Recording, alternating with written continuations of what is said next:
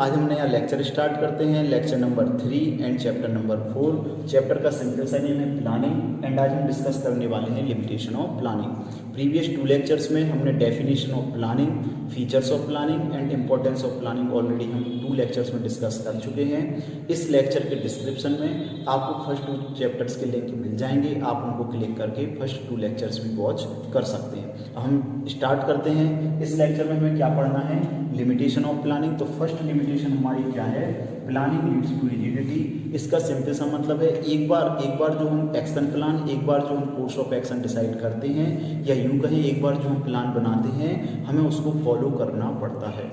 हम सिचुएशन के हिसाब से हम अपनी प्लानिंग को चेंज नहीं कर पाते। इसका सिंपल सा एग्जांपल है कि जब हम कहीं बाहर ट्रिप वगैरह पर जाते हैं, हमने अपने ट्रेन के टिकट्स बुक कर रखे हैं, होटल्स के रूम वगैरह बुक कर लेते हैं, तो एक बार यदि एज्यूम करो वहाँ पर कोई एनवायरमेंटल चेंज होता है, एज्यूम करो वहाँ पर हमारी थिंकिंग चेंज होती है कि हमें कुछ डिफरेंट करना है, तो हम प्लानिंग को चेंज नहीं कर पाते, बिकॉज हमने पहले से ही अपना एक्शन प्लान डिसाइड कर रखा है। सेम प्लानिंग के साथ होता है, सेम किसी ऑर्गेनाइजेशन में होता है कि जब भी हम कोई एक्शन प्लान डिसाइड करते हैं तो हमें उस एक्शन प्लान को ब्लाइंडली फॉलो करना पड़ता है।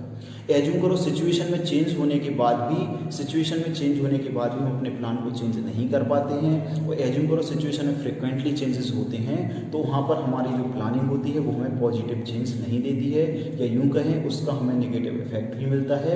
एंड जो हमारी प्लानिंग होती है वो क्या होती है, प्लानिंग क्या होती है वो हमारी फेल हो जाती है। तो सिंपल सा मतलब है planning leads to rigidity. Rigidity का सिंपल सा मीन है कि जो हमने प्लानिंग की है, जो हमने प्लानिंग या कोर्स ऑफ एक्शन जो डिसाइड कर रखा है, हमें उसको ब्लाइंडली फॉलो करना पड़ेगा। सिचुएशनल चेंजेस होने के बाद भी हम उसमें चेंजेस आसानी से नहीं कर पाते। मेरे ख्याल से फर्स्ट पॉइंट आपको समझ में आया होगा। सेकेंड पॉइंट सिंपल सा है, planning may not work in dynamic environment. Sir एक डायनेमिक एनवायरनमेंट क्या होता है, तो डायनेमिक एनवायरनमेंट हमने फर्स्ट चैप्टर में पढ़ा था। डायनेमिक एनवायरनमेंट का मतलब होता है चेंजिंग एनवायरनमेंट। कि हमने देखा था कि इन्वायरमेंट में, जिस सराउंडिंग में, जो हमारा बिजनेस है जिस सराउंडिंग में वर्क करता है, जिस एनवायरनमेंट में वर्क करता है, उसमें फ्रिक्वेंटली कई सारे चेंजेस होते रहते हैं, उसमें कई अनसर्टेनिटीज़ भी होती हैं। उसमें हमने पढ़े थे 5 फैक्टर्स पढ़े थे, सोशल, लीगल, इकोनॉमिकल, पॉलिटिकल और टेक्नोलॉजिकल। इन 5 फैक्टर्स में फ्रिक्वेंटली चेंजेस होते रहते हैं। एज्यूम करो कि हम जिस एनवायरनमेंट में वर्क कर रहे हैं, एज्यूम करो वहाँ पर सोशल चेंजेस होते हैं, लीगल चेंजेस होते हैं, इकोनॉमिकल चेंजेस होते हैं, पॉलिटिकल चेंजेस होते हैं, टेक्नोलॉजिकल यदि चेंजेस होते हैं, तो हमारी जो प्लानिंग होती है वो वर्क नहीं कर पाती। तो सिंपल सा है कि एज्यूम करो हमारा जो ऑर्गेनाइजेशन है, हमारा ऑर्गेनाइजेशन एक ऐसे इन्वायरमेंट में वर्क करता है, ऐसे इन्वायरमेंट में वर्क करता है जहाँ पर फ्रिक्वेंटली क्या होते हैं, चेंजेस होते हैं। जहाँ पर फ्रिक्वेंटली चेंजेस होते हैं तो वहाँ पर प्लानिंग वर्क नहीं करती। क्यों? जैसे जैसे इन्वायरमेंट में चेंजेस होते हैं हम अपने प्लान को चेंज नहीं कर पाते, बिकॉज हमने फर्स्ट पॉइंट में क्या पढ़ा था, प्लानिंग लीड्स टू रिजिडिटी। एक बार जो प्लान हम कर लेते हैं उसको हमें फॉलो करना पड़ता है, भले ही कितने ही एनवायरनमेंट में चेंजेस हो, हम प्लानिंग को चेंज नहीं कर पाते। आगे समझ में, तो इसलिए इसमें लिखा है planning may not work in dynamic environment. जहाँ पर चेंजिंग एनवायरनमेंट में, जहाँ पर फ्रिक्वेंटली चेंजेस होते रहते हैं, वहाँ पर हमारी प्लानिंग वर्क नहीं करती। मेरे ख्याल से आपको सेकेंड पॉइंट भी समझ में आया होगा। थर्ड पॉइंट क्या है, प्लानिंग रिड्यूस क्रिएटिविटी। इसका सिंपल सा मतलब है जो भी हम प्लानिंग करते हैं हम उसके ब्लाइंडली फॉलोअर्स होते हैं, हमें उसको ब्लाइंडली फॉलो करना पड़ता है। एज्यूम करो एनवायरनमेंट में कोई चेंज हो तो हम अपनी प्लानिंग में चेंज नहीं कर पाते, एज्यूम करो प्लानिंग करने के बाद हमारे मन में कोई बेटर आइडियाज़ आ रहे हैं, बेटर मेथड्स आ रहे हैं, बेटर प्रोसीजर्स आ रही हैं, कोई नई स्ट्रेटजी हमारे मन में आ रही है, तो हम उसको भी फॉलो नहीं कर सकते, हम उसको भी एप्लीकेबल नहीं कर सकते। क्यों? एक बार जो हमने प्लानिंग कर ली है, एक बार जो हमने स्ट्रक्चर डिसाइड कर लिया कि what is to be done, how is to be done, when is to be done, क्या करना है, कैसे करना है, कब करना है, जब हमने एक बार पथ डिसाइड कर लिया, फिर हमारे अंदर कितने भी बेटर आइडियाज़ आएँ, कितनी ही हमारे पास बेटर मेथड्स आएँ किसी भी वर्क को करने की, कितनी हमारे पास बेटर टेक्निक्स आएँ, कितनी अच्छी हमारे पास कोई पॉलिसी आए, प्रोसीजर आए, तो भी हम उसको चेंज नहीं कर पाते। इसलिए लिखा है प्लानिंग रिड्यूस क्रिएटिविटी। जो हमारे अंदर की जो क्रिएटिविटी है, जो हमारे पास कोई आइडियाज़ आ रहे हैं, सजेशन आ रहे हैं, हम उनको भी प्लानिंग में एप्लीकेबल नहीं कर सकते, हम उनको यूज नहीं कर सकते। मेरे ख्याल से आपको समझ में आया होगा। प्लानिंग क्या करती है, जो हमारे अंदर की क्रिएटिविटी है, न्यू आइडियाज़ हैं, उनको क्या कर देती है, ख़त्म कर देती है। क्यों? क्योंकि हमने उसको फॉलो, जो भी हमने प्लान बनाया उसको हमें फॉलो करना पड़ता है। नेक्स्ट है प्लानिंग इन्वॉल्व्स ह्यूज कॉस्ट। इसका सिंपल सा मीनिंग है, प्लानिंग इन्वॉल्व ह्यूज कॉस्ट का सिंपल सा मतलब है प्लानिंग कौन करता है, प्लानिंग जो भी इंटेलेक्चुअल प्रोसेस है, हमने फीचर्स में हमने पढ़ा था प्लानिंग क्या है, एक इंटेलेक्चुअल प्रोसेस है। प्लानिंग में कई सारे प्रोफेशनल एक्सपर्ट्स को हमें अपॉइंट करना पड़ता है, उनको हायर करना पड़ता है, उनको हमें बहुत ही ज़्यादा सैलरी देनी पड़ती है। तो प्लानिंग इन्वॉल्व ह्यूज कॉस्ट, क्योंकि प्लानिंग क्या है, एक इंटेलेक्चुअल प्रोसेस है एंड हमें कई प्रोफेशनल एक्सपर्ट्स को क्या करना पड़ता है, हायर करना पड़ता है, उनको सैलरी देनी पड़ती है। साथ में कई हम फैक्ट एंड फिगर्स के लिए डेटा भी कलेक्ट करते हैं, हम कई सारी रिसर्च करनी पड़ती हैं, कई बार हमें फैक्ट्स एंड फिगर्स को भी क्या करना पड़ता है, कलेक्ट करना पड़ता है। तो उसमें भी बहुत सारी कॉस्ट क्या होती है, इन्वॉल्व होती है। प्लस उनको सैलरी, जो भी प्रोफेशनल एक्सपर्ट होते हैं उनको सैलरी भी देनी पड़ती है, साथ में उनके साथ बहुत ही ज़्यादा हमें टाइम स्पेंड करना पड़ता है। तो मेरे ख्याल से आपको समझ में आया होगा प्लानिंग इन्वॉल्व्स ह्यूज कॉस्ट, कि प्लानिंग में जो भी प्रोफेशनल एक्सपर्ट होते हैं उनको सैलरी देना है, कई सारे फैक्ट्स को, फिगर्स को कलेक्ट करना है, कई सारी रिसर्च करनी होती है, तब जाके क्या होती है, प्लानिंग होती है। इसमें ह्यूज कॉस्ट क्या होती है, इन्वॉल्व होती है। नेक्स्ट क्या है, it is a time consuming process. इसका सिंपल सा मीनिंग है, हमने क्या पढ़ा था, प्लानिंग कैसे की जाती है, कई सारे अल्टरनेटिव्स को, कई सारे अल्टरनेटिव्स में से हमें बेस्ट अल्टरनेटिव को क्या करना पड़ता है, सिलेक्ट करना पड़ता है। तो क्या सारे अल्टरनेटिव हम तुरंत ही टेस्ट कर लेंगे कि ओवरनाइट या एक दिन में सारे अल्टरनेटिव को हम टेस्ट कर लें एंड उसमें जो बेस्ट होगा उसको हम सिलेक्ट कर लें? ऐसा नहीं होता। हमने जो प्लानिंग की है, हमने जो मेथड सिलेक्ट करनी है, हमें जो टेक्निक सिलेक्ट करनी है, हमें जो अल्टरनेटिव्स में से बेस्ट अल्टरनेटिव, कई सारी मेथड्स में से बेस्ट मेथड, कई सारी टेक्निक्स में से बेस्ट टेक्निक्स हमें सिलेक्ट करनी होती हैं। तो उनको चेक करने में भी कई सारा टाइम हमारा लग जाता है, हमारा बहुत सारा टाइम उस पर स्पेंड हो जाता है। फिर बहुत सारा टाइम स्पेंड होने के बाद उसमें से best method, best technique, best जो प्लान होता है, अल्टरनेटिव होता है, उसको सिलेक्ट करने में बहुत ही ज़्यादा क्या होता है, टाइम स्पेंड होता है। तो मेरे ख्याल से आपको ये भी समझ में आ गया होगा, it is a time consuming process. तो मेरे ख्याल से आपको ये वाला पॉइंट समझ में आया होगा। नेक्स्ट पॉइंट है planning does not give guarantee success. इसका सिंपल सा मतलब है कि ऐसा नहीं है कि हमने प्लानिंग कर ली तो हमें सक्सेस मिल जाएगी। एज्यूम करो हम एग्जाम टाइम में हम अपना टाइम टेबल बनाते हैं कि हम मॉर्निंग में 3 बजे उठेंगे, 3 to 4 बिजनेस स्टडी पढ़ेंगे, 4 to 6 अकाउंट्स पढ़ेंगे, ये हम प्लानिंग करते हैं। तो क्या हमें सक्सेस मिली? क्या हमें सक्सेस नहीं मिलती।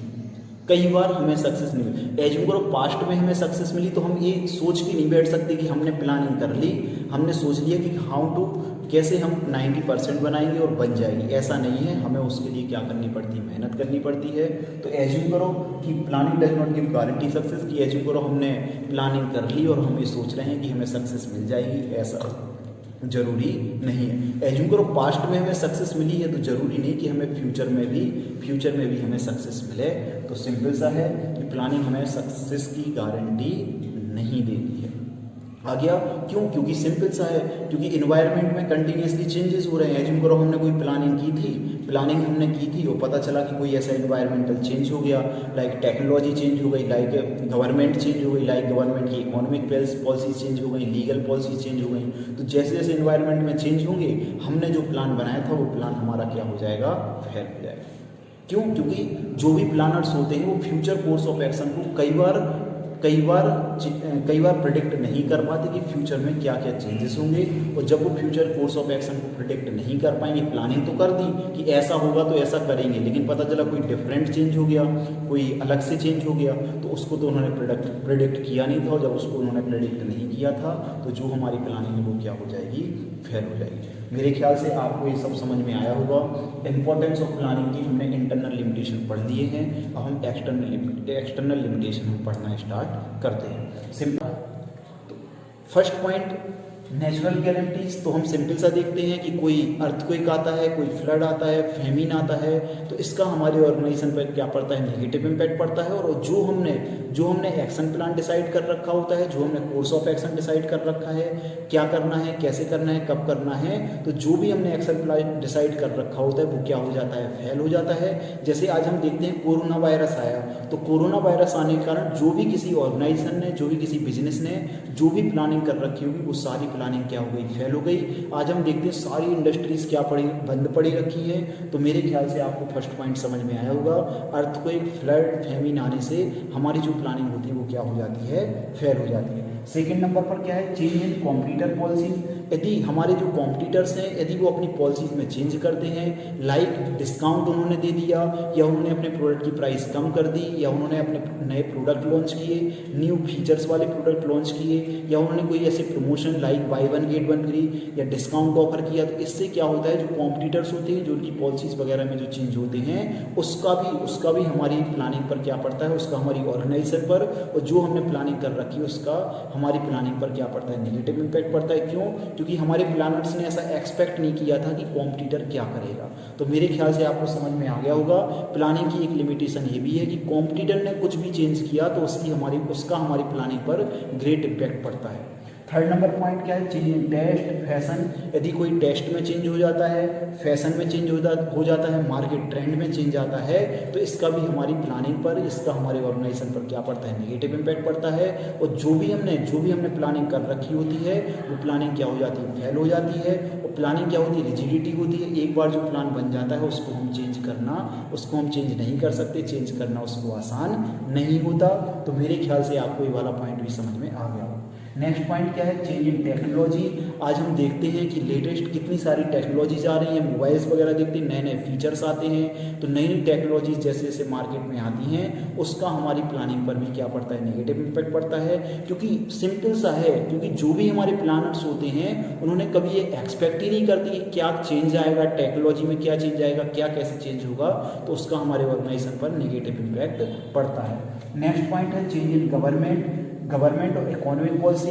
एज्यूम करो गवर्नमेंट जो भी होता है, गवर्नमेंट की कई सारी पॉलिसी, इकोनॉमिक पॉलिसीज होती हैं, लाइक मॉनेटरी पॉलिसीज होती हैं, फिस्कल पॉलिसीज होती हैं, इंडस्ट्रियल पॉलिसीज होती हैं। इसमें कई सारे चेंजेस आते रहते हैं। कई बार पॉलिटिकल लेवल पर चेंज हो जाता है, गवर्नमेंट चेंज हो जाती है, डिफरेंट टाइप की गवर्नमेंट्स पावर में आती हैं, तो इसमें भी कई बार चेंजेस होते हैं। इन सभी चेंजेस का हमारी ऑर्गेनाइजेशन पर ग्रेट इम्पैक्ट पड़ता है।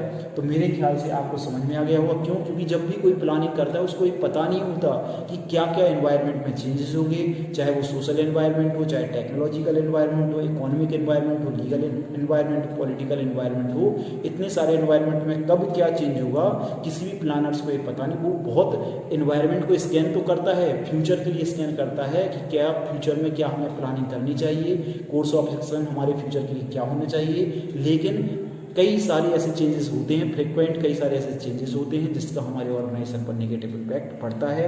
मेरे ख्याल से आपको प्लानिंग की जो लिमिटेशंस है वो समझ में आई होगी। यदि आपको मेरा ये लेक्चर समझ में आया हो, आपको मेरा ये वीडियो या लेक्चर समझ में आया, तो आपको इस वीडियो को, लेक्चर को जरूर लाइक करना है। यदि आपको मेरे पढ़ाने का स्टाइल, टेक्निक समझ में आई हो तो आपको मेरे चैनल को सब्सक्राइब भी करना है, और अपने सारे फ्रेंड्स, जो भी आपके कजिन्स वगैरह हैं, उन सभी को मेरे चैनल को शेयर करना है। तो